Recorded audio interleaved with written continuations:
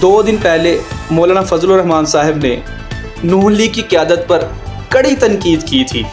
उनकी बात सुनते ही नून लीगी सोशल मीडिया टीम मैदान में उतर आई, जैसे किसी ने जलती आग पर तेल डाल दिया हो। मौलाना पर तंज, इल्ज़ामात और तमस्खुर की बुछाड़ होने लगी। यूँ लगा जैसे एक नया सियासी मुहाज खुल गया हो। मगर आज मंजर बदल चुका है। वही नून लीग जिसके कारकुन 2 दिन पहले मौलाना को हदफ बना रहे थे, अब उन्हीं के दरवाजे पर हाजिर हैं। नवाज शरीफ, शहबाज शरीफ, मरियम नवाज तीनों खुद चलकर मौलाना के घर पहुंच गए। ये मुलाकात ज़ाहिर करती है कि पाकिस्तान में सियासत दिल से नहीं, ज़रूरत से की जाती है।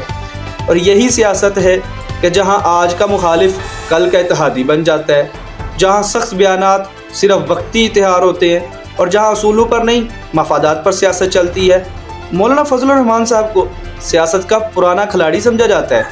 उन्होंने 12 साबित किया है कि वह मुखालफीन को भी मेज़ पर बिठाना जानते हैं।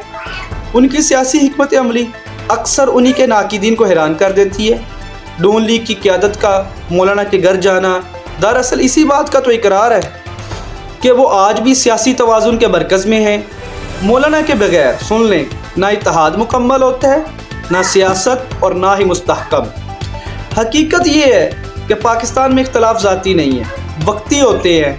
यहाँ सियासी ताल्लुकात हालात के ताबे होते हैं और जो सियासतदान वक़्त के मिजाज को पहचान ले वही हमेशा बाजी ले जाता है। मौलाना फजलुर रहमान साहब ने एक बार फिर दिखा दिया कि सियासत अल्फाज की नहीं, फ़कत की बाजी है।